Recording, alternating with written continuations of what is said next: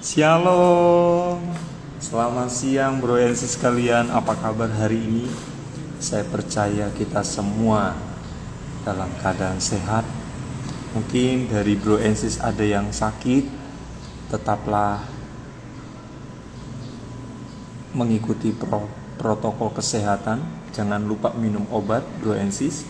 Jikalau bro and sis mengalami kayak seperti saya alami kemarin, flu ya, batuk, kemudian radang, lalu kemudian demam, badan seperti terasa kayak meriang, tidak enak badan, teman-teman bisa mengkonsumsi ini UC 1000 ya. Habis itu bisa minum obat flu, demam, paracetamol. Saya percaya kita yang sakit juga dipulihkan, disembuhkan oleh Tuhan ya. Dengan tangan Tuhan yang kuat, Dia berkenan memulihkan kita. Ya, selamat datang bro and sis sekalian yang setia, yang selalu setiap hari jam 12 siang bro and sis berkenan untuk menyisihkan waktu makan siangnya untuk mendengarkan podcast From Heart to Heart siang hari ini ya. Tuhan menyertai bro and sis sekalian dimanapun bro and sis berada.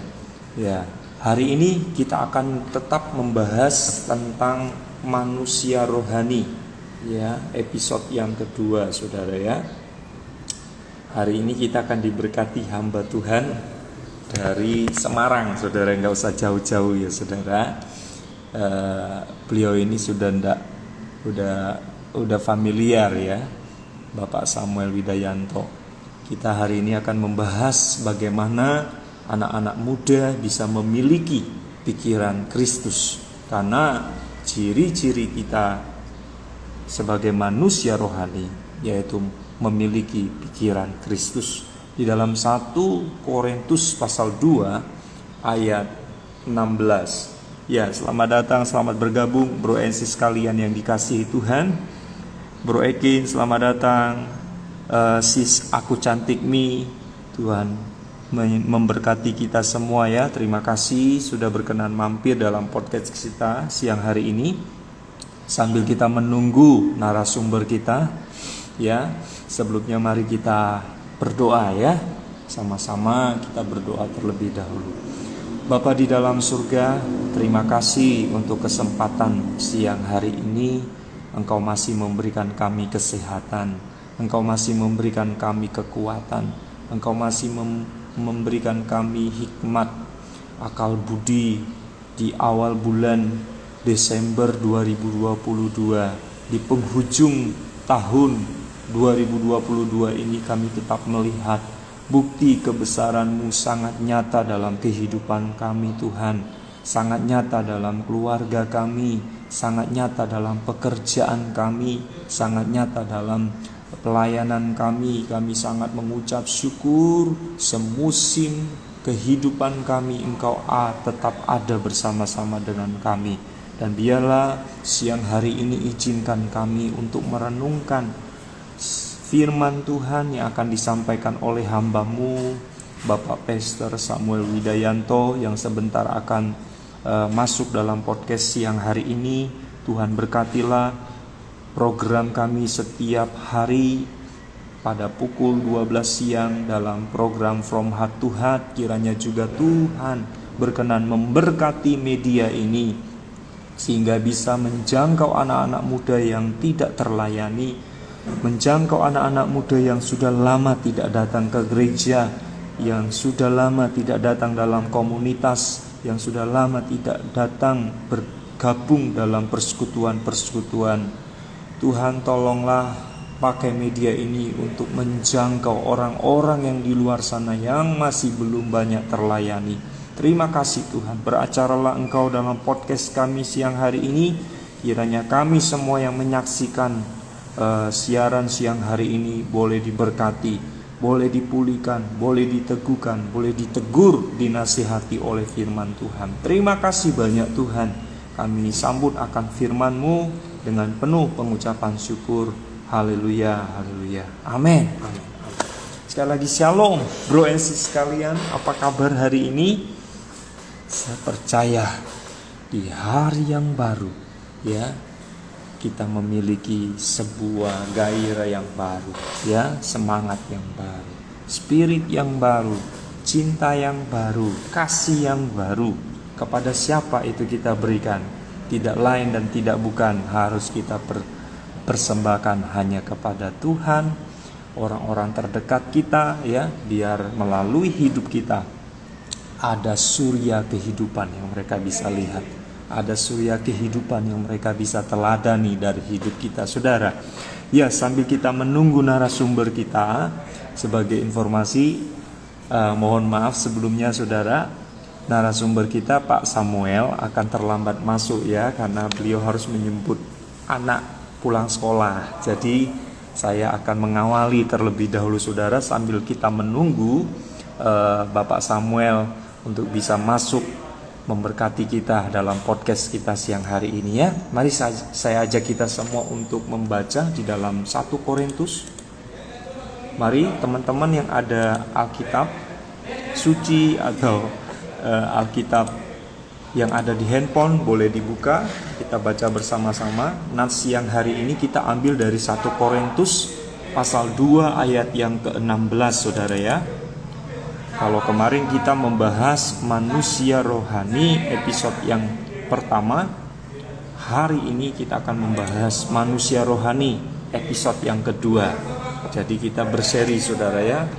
1 Korintus pasal 2 ayat yang ke-16. Demikian firman Tuhan. 1 Korintus pasal 2 ayat yang ke-16. Demikian firman Tuhan bagi kita semua. Karena itu janganlah. Oh, mohon maaf, saudara, ini salah sebentar. Saya tulis Kolose, saudara. Oke, bentar ya, saudara, ya. 1 Korintus 2 ayat 16. Mantap. Oke. Demikian firman Tuhan. Sebab siapakah yang mengetahui pikiran Tuhan sehingga ia dapat menasehati dia? Tetapi kami memiliki pikiran Kristus. Sekali lagi saya bacakan buat kita semua, ya. Di dalam 1 Korintus pasal 2 ayat yang ke-16 dikatakan demikian, saudara. Sebab siapakah yang mengetahui pikiran Tuhan sehingga ia dapat menasehati dia? Tetapi kami memiliki pikiran Kristus. Wow, luar biasa. Ini perkataan Rasul Paulus kepada jemaat yang ada di kota Korintus. Luar biasa, saudara, ya. Kalau kita boleh membaca konteks ini, itu berbicara tentang hikmat dari Allah, ya, saudara, ya. Kalau teman-teman bisa belajar dari judul besarnya itu hikmat dari Allah. Nah, dalam perjalanan Paulus ini kan seorang misionaris yang sangat luar biasa, ya, pengaruhnya. Sebelum dia menjadi seorang penginjil, ya, saya percaya kita semua tahu akan latar belakang dari Rasul Paulus ini, saudara. Rasul Paulus ini adalah seorang penganiaya jemaat, penganiaya orang-orang percaya yang sangat bengis, yang sangat jahat sekali, ya, yang sangat sadis. Bahkan, ya, peristiwa Stefanus dirajam pakai batu sampai mati, saudara, itu yang mempelopori adalah Saulus, saudara. Jadi memang Saulus ini terkenal, kalau teman-teman mengenal, saudara, ya, yang namanya FPI, HTI. Nah, ketuanya itu yang kita kenal kan seperti, mohon maaf, yang kemarin sempat terkena pidana, saudara, ya. Nah, Saulus ini adalah seorang kepala dari anggota Sanhedrin, saudara, ya, dari komunitas Sanhedrin. Sanhedrin ini adalah sebuah komunitas orang Yahudi yang ditugaskan oleh kepala-kepala ahli Taurat, ya, kepala imam, bahkan orang-orang Farisi untuk menangkap semua orang-orang yang percaya kepada Yesus sebagai Tuhan ditangkap, ya, dianiaya, bahkan dibunuh sampai mati, saudara. Nah, Saulus ini dikenal sebagai pelopor, ya, sebagai pemimpin di komunitas Sanhedrin ini, saudara, sehingga dia mendapatkan sebuah legalitas oleh para imam untuk menangkap semua orang-orang yang mengikuti ajaran Yesus Kristus. Sehingga pada akhirnya, saudara, yang menjadi korban dari penganiaya yang dipimpin oleh Saulus ini tidak sedikit jumlahnya. Banyak sekali yang menjadi korban, saudara. Sehingga pada akhirnya Saulus ini, kalau teman-teman membaca, dia bertemu dengan Tuhan, ya, ketika dia menuju perjalanan ke kota Damsyik kalau tidak salah. Sehingga di pertengahan jalan Tuhan berjumpa dengan dia. Ya, dikatakan apa? Dikatakan oleh Tuhan kepada Saulus, "Mengapa engkau menganiaya aku?" Ya, "Mengapa engkau menganiaya aku?" Jadi ketika Saulus menganiaya orang-orang percaya, dia juga sudah menganiaya Tuhan sebagai Tuhan atas orang-orang Yahudi yang mengikuti jejak Tuhan Yesus.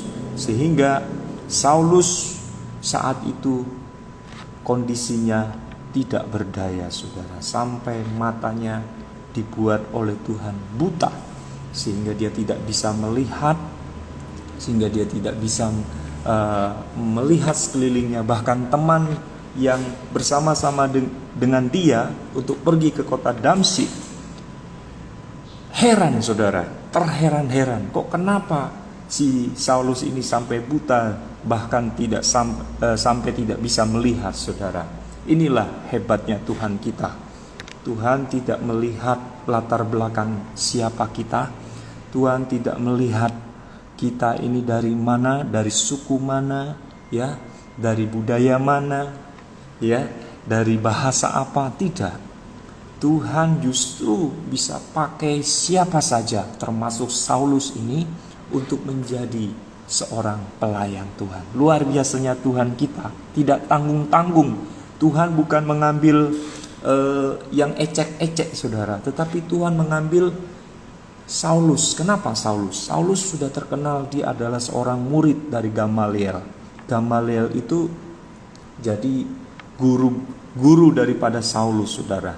Jadi saat itu sudah ada sekolah tinggi teologi, ya, sekolah tentang Taurat, yang mana guru yang ternama saat itu adalah Gamaliel. Memang ada beberapa guru-guru besar Yahudi, tetapi yang tercatat dalam kitab suci adalah Gamaliel. Nah, saudara, Saulus ini selain dia terkenal sangat bengis, jahat, dan selain bengis, kemudian dia sangat sadis, ya, dan tidak tanggung-tanggung untuk membantai orang-orang percaya, ya, menumpah darah mereka. Dia juga terkenal pintar, saudara, secara IQ-nya dalam mempelajari tentang kitab Taurat, ya, karena dia juga adalah latar belakangnya dia sebagai seorang Yahudi, ya, dia percampuran. Jadi dia tuh dari keluarga Yahudi dan juga dari keluarga Romawi. Jadi latar belakang dia ini lengkap, saudara. Maka itu dia bisa berbahasa Romawi, dia Latin, dia juga bisa berbahasa Yunani, ya, saudara. Luar biasanya kenapa Tuhan memilih Saulus. Bukannya Saulus sudah begitu luar biasanya jahat di mata Tuhan, tetapi kenapa Tuhan memilih dia? Karena Tuhan tahu kapasitas dia bisa dipakai Tuhan untuk menggantikan orang-orang yang telah dia bunuh, yang telah dia binasakan, yang telah dia yang telah dia bantai, saudara, ya. Sehingga dengan pengetahuannya yang tajam tentang firman, pengetahuannya yang tajam tentang hukum Taurat. Dia sangat paham betul tentang seluruh isi hukum Taurat, saudara ya. Peraturan-peraturan yang ada di dalam kitab suci, dia sangat khatam, saudara. Akhirnya Tuhan memilih dia, bahkan memerintahkan dia untuk ketemu dengan seorang pelayan Tuhan di tengah-tengah kota. Kalau tidak salah namanya Barnabas, saudara ya. Ini salah satu murid Tuhan Yesus dari anggota ke-70 murid, untuk menyembuhkan, untuk mentahirkan, matanya bisa kembali pulih, saudara. Pada akhirnya, ya singkat cerita, Saulus ini dimerdekakan, saudara. Setelah dia mengikuti arahan Tuhan, ketika dia pergi ke tengah kota, dia bertemu dengan seorang pelayan Tuhan yang telah diutus Tuhan, disediakan Tuhan untuk menjamah matanya supaya bisa sembuh. Hingga pada akhirnya disitulah dia boleh berjumpa secara pribadi dengan Tuhan, sehingga dia mengaku dengan mulutnya bahwa benar Yesus adalah Mesias, ya anak Allah yang hidup. Sehingga pada akhirnya dia dipakai Tuhan luar biasa, saudara. Jadi surat yang paling terbanyak itu suratnya Paulus, saudara ya. Kalau kita melihat bagaimana perjalanan misinya di kota Kolose, ya, kota Korintus, di kota Filipi, di kota Roma, di kota Tesalonika dan lain-lain. Nah, kalau kita boleh belajar siang hari ini, dikatakan ya, mengapa, katakan apa tadi, saudara? Dikatakan kita adalah manusia yang sudah memiliki pikiran Kristus. Ya, mohon. Ya, selamat datang Bro Esi sekalian, selamat datang Mas Handoko. Ini kita sambil menunggu Pak Samuel, karena beliau sedang menjemput anaknya pulang sekolah sebentar. Nanti beliau menyusul, saudara ya. Nah, sambil menunggu beliau, kita akan membahas sedikit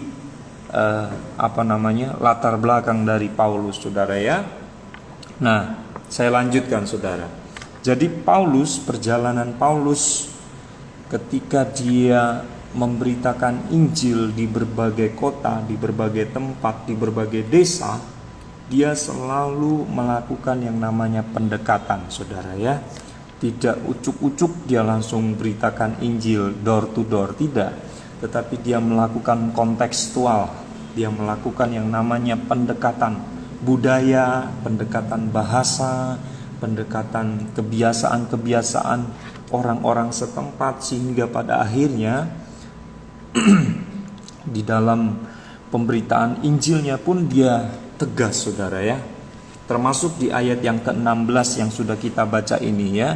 Bahkan dikatakan ya, tidak tahukah kamu, ya 1 Korintus 2 ayat 16 ya.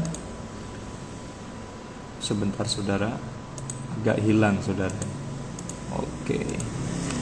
Ya, siapakah yang mengetahui pikiran Tuhan sehingga ia dapat menasihati dia?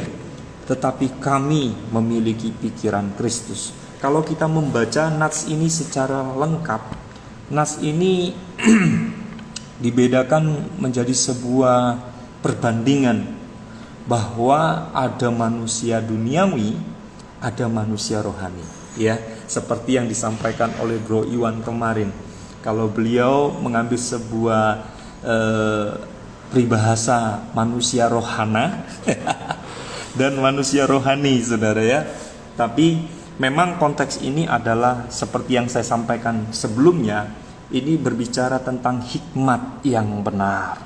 Jadi Rasul Paulus dalam pelayanannya, dia sangat tahu bahwa hikmat, bahwa apa yang ia lakukan, apa yang ia tunaikan dalam pelayanannya, itu berdasarkan hikmat dari atas. Hikmat dari atas, tentu hikmat dari Tuhan, yang adalah hikmat yang benar adanya, ya, yang tidak penuh dengan tipu muslihat, tapi penuh dengan kemurnian, saudara. Jadi akhirnya dia sampaikan di sini bahwa siapakah yang mengetahui pikiran Tuhan. Benar kalau ada sebuah firman Tuhan mengatakan, jalanmu tak terselami oleh setiap hati kami. Apalagi saudara, saya lupa nih. Namun ku percaya ada rencana yang indah. Jadi pikiran Tuhan itu tidak bisa kita raih, ya. Pikiran Tuhan itu tidak akan bisa terselami oleh pikiran kita yang dangkal. Ya, oleh karena itu kita perlu mengaktifkan Roh Kudus yang ada di dalam hidup kita. Ya, selamat datang Pak Samuel. Mohon maaf saya sudah mulai terlebih dahulu supaya waktu Bapak bisa cukup ya. Karena beliau juga akan kembali pelayanan saudara ya. Jadi benar bahwa pikiran Allah tidak bisa kita jangkau dengan pola pikir kita yang terbatas. Bahwa pikiran Allah tidak bisa kita selami, tidak bisa kita duga, tidak bisa kita pikirkan. Oleh karena itu, apa yang tak pernah dilihat oleh mata, yang tidak pernah didengar oleh telinga, yang tidak pernah timbul di dalam hati kita manusia, itu yang disediakan Allah. Terkadang berapa banyak kita anak-anak muda yang minta keberhasilan, malah yang kita dapat adalah kegagalan. Kita minta prestasi, kita minta supaya kita dapat ranking, malah kita enggak dapat apa-apa ya, justru menjadi yang biasa-biasa saja. Ya, jangan pernah kita menyerah, saudara ya. Jangan pernah kita merasa kenapa kok Tuhan seperti tidak ada, ya, seperti Tuhan itu jauh. Enggak, saudara ya, Tuhan itu dekat sekali ya dengan hati saudara. Karena itu makanya saya bilang tadi bahwa rencana Allah, pikiran Allah itu tidak bisa kita reka-reka dengan pikiran kita ya. Pikiran dia itu jauh melampaui akal pikiran kita, jauh melampaui segala yang kita miliki. Oleh karena itu, kenali dia ya, kenali akan pikiran dan kehendaknya. Kalau kita mau belajar mengenal akan pikiran Kristus, mengenal akan kehendaknya Kristus setiap hari, dahsyat saudara, ya dahsyat. Dia akan menuntun kita melewati lembah-lembah yang curam. Dia akan menuntun kita melewati masa-masa yang sulit. Dia akan menuntun kita melewati lembah yang curam, ya, melewati segala situasi yang tidak mengenakan pun kita bisa berkata, ya Tuhan, aku mau melewati fase ini dengan kekuatan Tuhan. Oleh karena itu, sadarilah engkau punya Tuhan yang besar. Engkau punya Tuhan yang dekat. Bukan Tuhan yang hanya seketos. Ya, shalom. Selamat siang, Pak Samuel. Iya. Apa kabar, Pak? Baik, puji Tuhan, baik ini Mas. Iya. Nama Tuhan. Baik ya, Pak ya. Mohon maaf, saya sudah mulai beberapa menit, Pak, karena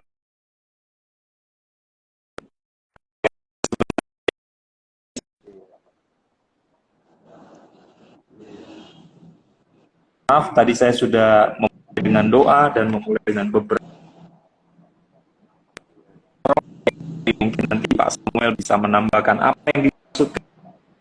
Jadi manusia yang Kristus di dalam 1 Korintus pasal 2 ayat yang ke-16. Mungkin waktu dan tempat saya langsung persilakan kepada Pak Samuel. Silakan Pak. Iya, baik, terima kasih Salum semuanya. Ya, Terima kasih Tuhan yang kasih. Iya, mohon maaf terlambat ini karena jemput anak tadi. Tidak apa. Ya. Tema yang pada, ya, tema pada menarik sekali, saudaraku ya, bagaimana kita menang di dalam pikiran, dan kalau kita kemenangan di dalam pikiran, maka otomatis seluruh kemenangan itu ada di pihak kita, saudaraku ya. Jadi medan pertempuran yang paling sengit dan paling berbahaya itu adalah di pikiran manusia. Jadi ya disitulah Ya. ya pusat medan pertempuran ya yang sangat sengit dan menentukan ya, menentukan setiap kita. Jadi hidup kita ditentukan oleh pikiran kita. Kalau pikiran kita sudah senada, seirama, selaras dengan Kristus Yesus, maka sudah pasti kemenangan yang gilang-gilang ada di pihak kita. Jadi menarik dari kitab 1 Korintus ya Mas Lodi ya. Ya, 1 ayat 16 ya.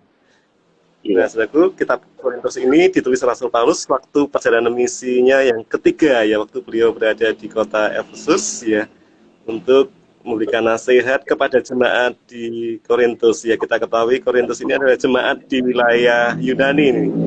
Ya, disitulah merupakan kota metropolitan, sebagai kota yang sangat maju, yang mereka secara materi tidak kurang suatu apapun ya.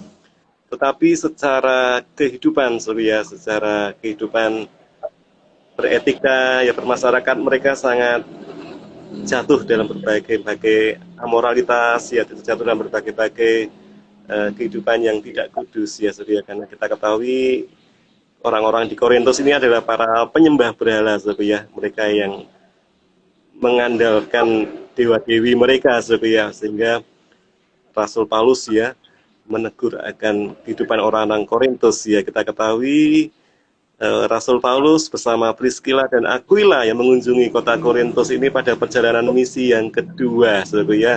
Selama 18 bulan Rasul Paulus itu mengunjungi berkeliling di kota Korintus ini. Dan sudah pasti saudara, banyak dewa-dewi mereka ya. Kita mengenal dewa-dewi Yunani ya, saudara, ada dewa Zeus, dewa Hermes ya, bahkan ada yang bagi mereka juru selamat bagi orang-orang Yunani yang namanya dewa Asclepius ya, saudara, itu seperti penyelamat bagi mereka ya, karena dewa ini dewa kesembuhan ya. Jadi bahkan orang meninggal pun dibangkitkan oleh dewa Asclepius ini, saudara. Ini dianggap sebagai juru selamat. Nah, ini jelas-jelas sesat, saudara. Jadi ini berlawanan dengan firman Tuhan. Nah, inilah yang Rasul Paulus coba menggiring pemikiran mereka, saudara, supaya mereka kembali ke jalan Tuhan. Kita masih ingat waktu Rasul Paulus ada di kota Athena ya, bagaimana Rasul Paulus begitu sedih ya, dalam konteks aslinya itu sangat marah sesungguhnya ketika melihat dewa-dewi Yunani ya, karena mereka sangat sudah tersesat, pikiran mereka sudah jauh dari perkenanan hati Tuhan. Itu mereka menurut keinginan diri sendiri. Apa yang mereka pikir, wah mendatangkan berkat ya, mendatangkan keuntungan, mereka puja-puji. Nah, inilah medan pertempuran yang paling sengit dan menentukan adalah di wilayah pikiran, Mas Naldi ya. Jadi kalau pikiran ini sudah dikuduskan ya, disterilkan ya, maka pasti kita akan mengalami kemenangan ya. Yang menarik sebenarnya kalau kita searching di Google, ternyata pikiran kita meskipun hanya kecil ya, ini ukurannya beratnya itu 1,3 kg, Mas Naldi, jadi kecil sekali ya. Sekali ya, di situ penentu ya. Iya. Saya tadi searching sempat membaca sekilas, ternyata setiap hari kita bisa mengambil 70.000 keputusan, Mas Naldi, dari pikiran itu. Jadi luar biasa ya. Bahkan multitasking ya, di situ. Nah, ternyata ada miliaran sel syaraf ya, namanya neuron, ketika kita berjalan, kita duduk, berdiri, berlari, itu ada sel syaraf namanya neuron yang menggerakkan ya. Jadi di kepala kita ada susunan saraf yang itu ada yang menggerakkan senyawa kimia dan listrik sehingga orang bisa berjalan, bisa duduk, bisa berlari, bisa menyanyi ya, bisa berbicara ya, ada neuronnya. Nah, itu semua itu menunjukkan luar biasaan Tuhan, ya. Jadi Tuhan ciptakan untuk menunjukkan bahwa Dia itu tidak terselami oleh pikiran kita ya, meskipun kata otak kita ini kecil, ukurannya 1,3 kg saja, ternyata di situ bisa menentukan ya berbagai keputusan ya, bahkan dalam 1 menit kita bisa mengambil berbagai keputusan ya. Dan ini menunjukkan keajaiban Tuhan. Jadi di situ wilayah medan yang menentukan, Mas Naldi ya. Jadi kita bisa berhasil atau tidak tergantung dari pikiran kita ya. Bahkan iblis berusaha mengambil celah-celah sekecil apapun ya untuk bisa masuk, untuk mempengaruhi pikiran kita sehingga kita jatuh dalam pencobaan ya. Jadi kalau pikiran kita kudus, kita Filipi 4 ayat 8 sebelumnya dikatakan semua yang benar, semua yang mulia, semua yang sedap didengar ya, pikirkanlah semua itu saudara ya, maka hidup kita pasti akan berhasil dan beruntung ya. Nah begitu Mas Doli, terima kasih. Wow, luar biasa ya. Jelas ya bahwa hidup kita ini yang menentukan pikiran kita ini, saudara ya. Ya, sudut pandang kita, saudara ya. Jadi benar apa yang dikatakan oleh Pastor Samuel tadi, walaupun otak kita hanya cuma secuil, kecil sekali, saudara, itu menentukan langkah hidup kita, saudara. Ketika kita mengambil sebuah keputusan yang salah, keputusan yang keliru, maka hancurlah kehidupan kita atau hancurlah akan masa depan kita. Ya, saudara, mungkin kita langsung masuk ke dalam sesi pertanyaan saja ya, saudara, supaya mempersingkat waktu ya. Mungkin dari Bro Ensis, jika ada yang ingin bertanya, jangan sungkan-sungkan, jangan malu. Ya, kalau yang ini, Pak Samuel, ini yang sering bertanya dengan saya ini, sis aku cantik nih. Kadang-kadang beliau langsung DM saya ya. Tidak apa-apa, kalau mau langsung bertanya secara live, jangan malu-malu ya, jangan sungkan. Kami siap mendengar akan pertanyaan dan siap memberikan jawaban ya. Ini hambanya Pak Samuel bisa memberikan jawaban. Kalau malu bisa juga nanti DM ya Pak Sam ya. Boleh ya Pak? Boleh deh, bisa. Misalkan ada pertanyaan-pertanyaan yang membuat hati gusar, membuat hati gelisah, membuat hati merana ya, sampai-sampai tidak bisa tidur ya, sampai-sampai tidak bisa enjoy, tidak bisa melayani Tuhan itu dengan plong. Ayo ya, silakan, inilah tempat kita bertumbuh ya, inilah tempat kita di mana berbagi berbagi beban, berbagi cerita, supaya kita bisa saling melengkapi sesama anggota tubuh Kristus satu dengan yang lain ya. Jangan pandang saya gereja A, saya gereja B, tidak ada di sini. Di sini antar denominasi. Kita semua sama ya. Kalau Tuhannya masih sama. Ya, Yesus Kristus ya. Jadi maka benar ada pujianku tak pandang dari gereja mana, asal kau berpegang pada firman-Nya, maka engkaulah saudaraku dan saudariku ya, saudara ya. Ya, puji nama Tuhan. Mungkin saya dulu yang akan bertanya kalau Bro Ensis belum ada yang berani bertanya, saudara ya. Saya yang akan bertanya Pak Sam. Kira-kira bagaimana kiat-kiatnya Pak sebagai anak-anak muda bisa menemukan yang namanya sebuah kesempatan untuk mengambil waktu untuk merenung ya, sehingga anak-anak muda ini kan sudah asik dengan dunianya Pak ya, apapun yang terjadi dia nggak akan noleh. Kalau dia udah asik dengan satu kegiatan, dia sudah fokus dengan satu kegiatan, apalagi dipacu dengan hal-hal yang berkaitan dengan hobinya dia ya, dengan kegemaran dia, mungkin kekasihnya dia, atau apapun lah, ya game lah, atau apa saja yang membuat dia tuh merana sehingga tidak bisa mendapatkan yang namanya pikiran Kristus. Bagaimana anak-anak muda untuk bisa menemukan pikiran Kristus ini kan tidak gampang Pak. Caranya bagaimana Pak? Anak-anak muda yang sudah terbiasa setiap hari, yang mungkin tiap pagi bukan cari Alkitab atau berdoa saat teduh ya, tetapi cari gadget ya Pak. Yang dia dahulukan adalah gadget mungkin lihat jam atau lihat chat dari pacarnya ya, atau dari sahabatnya, atau dari teman-teman sekolahnya, atau dari teman-teman kerjanya. Nah, bukan kita dahulukan mencari Tuhan gitu ya. Jadi bagaimana Pak untuk memberikan sebuah solusi bagi anak-anak muda yang sudah terikat dengan media mungkin, dengan pasangan mungkin, atau dengan komik, atau dengan hal apa saja. Itu kira-kira bagaimana Pak kiat-kiatnya Pak untuk bisa terlepas dari hal-hal duniawi agar kita bisa memiliki pikiran Kristus Pak. Bagaimana Pak? Saya persilakan Pak Samuel.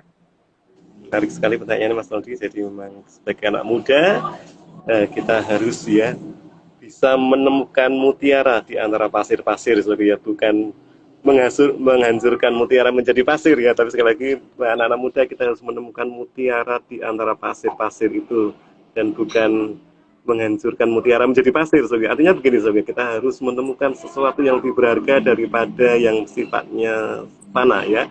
Kalau pikiran kita ini dipenuhi dengan pikiran Kristus, ya pikiran yang hidup oleh karena anugerah dan kasih karunia, maka kita akan mengerti bahwa mutiara surgawi itu jauh lebih utama dari kemilau duniawi ini ya. Jadi sebagian anak muda seringkali kita pakai jalan pintas ini Mas Luis, shortcut ya. Wah, yang penting aku happy, yang penting aku enjoy, yang penting aku free katanya, mendapatkan freedom ya. Maka aku bisa menjadi anak muda sejati, anak muda yang gentleman ya, jadi anak muda yang maco ya, anak muda yang futuristik ya, yang kekinian suku ya. Nah, tapi seringkali kita belum menemukan mutiara di antara pasir itu, bahkan mungkin karena keinstanan kita ya, pengen cepat mendapat sesuatu yang kita raih, malah kita menghancurkan mutiara itu menjadi pasir ya, kebalikannya suku ya. Jadi kita harus dengan seksama ya menautkan pikiran kita kepada hal-hal yang sifatnya kekal ini Mas Budi. Jadi bukan hanya yang sesaat ya, sementara ya. Yes. Karena satu langkah ke depan ini menentukan ya, kalau kehidupan kita ini benar langkah kita ya, maka kita akan seterusnya akan berjalan dalam kebenaran dan dituntun kasih Tuhan ya. Jadi kehidupan masa sekarang ini ditentukan oleh keputusan ya, oleh pikiran kita di masa lampau, dan kehidupan di masa depan ini ditentukan oleh keputusan kita di masa sekarang. Jadi keputusan kita ini menentukan masa depan kita Mas Aldi. Jadi kalau anak muda, dari kita melihat jauh ke depan ya, bukan hanya melihat sesaat saja ya. Itu semu ya, karena hidup ini ya seperti uap ya, hari ini ada, besok ya kemudian hilang ya. Jadi kita tidak tahu what's next ya, apa yang akan terjadikan hari esok, tetapi kita tahu semua Tuhan yang pegang. Jadi kita harus melatih pikiran kita ini selaras ya, senada seirama. Selaras senada seirama, pernah saya sharekan bahwa apa yang Tuhan suka itu yang kita suka ya. Apa yang Tuhan tidak suka kita juga harus tidak suka ya. Jadi itu yang kita pembelajaran ya, mengolah pikiran ini ya ya. Karena pikiran ini mempengaruhi hati ya, hati rasa kita ya. Rasa ini berpengaruh dalam penentuan keputusan untuk melakukan kehendak ini Mas Aldi. Jadi antara pikiran, perasaan, kehendak ini satu polarisme yang sinkron. Iya, satu paket ya. Jadi pikiran ini memang harus senantiasa disterilkan ini Mas Aldi, harus terus ya disucikan, dikuduskan ya. Kita harus namanya dipenuhi ya dengan kuasa Roh Kudus ini Mas Aldi. Jadi kita itu dalam pertanyaan lebih lanjut Pak, menarik yang apa yang Bapak sampaikan tadi, mensterilkan pikiran kita setiap hari, memfilter akan hal-hal yang mungkin tidak penting untuk kita dengar, untuk kita masukkan ke dalam pikiran. Itu caranya bagaimana Pak untuk memfilter, sterilkan pikiran-pikiran yang jelek, yang pikiran-pikiran yang kotor, pikiran-pikiran yang membuat kita tuh nggak bisa move on ya. Pikiran-pikiran kita itu yang nggak bisa membuat kita semakin mengenal akan pribadi yang bisa memberikan damai sejahtera, yang bisa memberikan kekuatan, yang bisa memberikan ketabahan di saat-saat sulit. Itu gimana Pak? Iya, jadi steril kan ini berkaitan dengan ini ya, bagaimana kita hidup ya dan menghidupi akan kasih Tuhan ya, dan juga berkaitan hidup dan menghidupi juga akan firman Tuhan ya. Jadi kita dikuduskan, disucikan ini dengan ayat-ayat firman Tuhan, dengan setiap perkataan Tuhan yang menjadi rema dalam hidup kita, yang menjadi kita hidupi sehari-hari ini. Jadi kita terus ya, kita dibasuh oleh darah Yesus ya, ini kita dikuduskan, disucikan ya, karena tidak ada cara instan saudaraku ya untuk mencapai namanya pikiran yang senada seirama dengan Tuhan ya. Jadi semuanya harus step by step ya, ada prosesnya selangkah demi selangkah ya. Jadi kita sterilkan ini sama kalau kita bernapas ya saudaraku ya. Kita tarik nafas dalam-dalam, kita hembuskan saudaraku ya. Ini mengandung maksud kita tarik dalam-dalam sesuatu yang indah dari Tuhan, kita hembuskan sesuatu yang tidak bermanfaat, yang membuat pikiran kita jadi kotor, jadi tidak kudus lagi ya. Nah, kita tarik sesuatu yang baik dari Tuhan, Iya. tarik dalam-dalam ada, kemudian kita hembuskan sesuatu yang tidak baik ya, kita buang jauh-jauh ya. Jadi kalau kita di YouTube atau di medsos ya kadang-kadang tahu-tahu muncul ya sliver gitu ya. Itu enggak sengaja ya suku ya, memang mau enggak mau ya dari sononya suku ya. Nah ini ujian suku ya, ini berat, ini seperti kita makan buah pengetahuan baik dan buruk Mas Ludi. Ya. Ya seperti Adam ya, ini mau kita makan atau tidak. Nah itu pilihan ya, itu yang menentukan di pikiran kita ya. Nah pikiran kita ini ada alam sadar dan alam bawah sadar Mas Ludi. Jadi ada conscious ya and unconscious ya. Jadi alam bawah sadar memori ini sebenarnya seperti memory card ya di handphone itu ya, menyimpan memori masa lalu kita ya. Kalau kita alam bawah sadar ya, kadang-kadang perasaan terluka batin yang menjerit ya ketika ada sesuatu yang tidak mengenakan terekam termemori di alam bawah sadar. Nah itu sebenarnya yang sangat mempengaruhi hidup kita di alam bawah sadarnya Mas Aldi. Jadi alam yang kita sadari ini terpengaruh juga di alam bawah sadar. Kalau alam bawah sadar ini sudah disterilkan juga, dikuduskan oleh Tuhan, masa lampau kita sudah diperdamaikan dengan Tuhan, kita akan mengalami kemerdekaan Mas Aldi. Jadi hidup kita lebih ringan ya, lebih enjoy ya bersama Tuhan ya. Dan tadi untuk mensalurkan memang tadi ya sekali lagi kita harus menjauhi ya, menjauhi dari hal yang jahat, dan juga kita harus say no to sin ya dengan tegas ya. Dan itu perlu kedisiplinan Mas Luli, kedisiplinan rohani ya. Ketika ada seliweran sesuatu yang tidak bagus di handphone kita harus kata tidak, no, nehi, tralala trili ya kata orang dia ya. Kita langsung segera move ya, kita pindah aja. Dan jangan sampai kita deket-deket ya Zogu ya, sekali kita deketi wah rasanya ketagihan Zogu ya. Nah itu saya juga pernah ngalami ya, saya juga bukan wah yang super power enggak ya, saya juga pernah dulu sekali melihat hal yang tidak baik itu rasanya pengen terus ya Mas, itu ya Zogu ya, itu kadang sampai jam 4 pagi saya pernah pengakuan dosa ya. Tapi sekarang saya belajar tidak untuk berkata tegas ya terhadap dosa ya. Dan setiap kali itu saya jujur saya melakukan hal yang tidak baik, itu biasanya handphone saya langsung rusak. Benar. Biasanya langsung rusak, itu teguran dari Tuhan ya. Ketika saya melihat wah terpancing ya, ternyata wah Tuhan juga baik ya mengingatkan ya. Ya, oh langsung berikutnya handphonenya saya rusak. Itu namanya akibat dosa. Iya. Jadi sekarang untuk melakukan dosa, wah ini kita harus ingat akan itu ya, upah dosa juga bahkan lebih ngeri, upah dosa adalah maut. Ini masalah di Roma 6:23 ya, Roma 3:23 ya. Tapi kasih karunia Allah adalah hidup yang kekal ya. Jadi kita pikirkanlah hal yang di atas dulu ya, jangan yang di bawah ya. Soalnya kalau yang di bawah itu semu ya, semu dan panah ya. Ya begitu Mas Lodi. Mas Lodi minta maaf ini Mas Lodi, saya karena pas jam 1 mulai ada pelayanan lagi, nanti Mas Lodi yang menyambung ya Mas ya. Iya, boleh. Boleh continue lagi. Boleh. Iya, salam buat teman-teman. Iya. Mungkin kita juga sebentar lagi akan live ya. Ini mungkin kita live saja. Iya Pak ya. Bapak sebentar lagi akan pelayanan ya Pak ya. Iya, nah, betul, bagi PNC yang ingin bertanya lebih lanjut ya, karena waktu saudara, Pak Samuel ini akan kembali melanjutkan pelayanan di Kota Semarang. Jadi mohon maaf sebesar-besarnya kalau belum bisa menjabarkan secara lengkap ya. Jadilah manusia rohani yang sejati, yang tidak kompromi dengan dunia ini. Kalau kita masih kompromi dengan dunia ini, maka kita masih menjadi manusia duniawi ya, yang masih mencintai diri kita sendiri, yang masih mencintai yang namanya dosa, yang masih mencintai yang namanya kebohongan ya, yang masih mencintai yang namanya clubbing, yang masih mencintai hal-hal yang tidak bermanfaat buat kita. Mari hari ini kita mau memiliki pikiran Kristus. Supaya apa? Supaya hari depanmu penuh dengan harapan, hari depanmu penuh dengan gilang gemilang.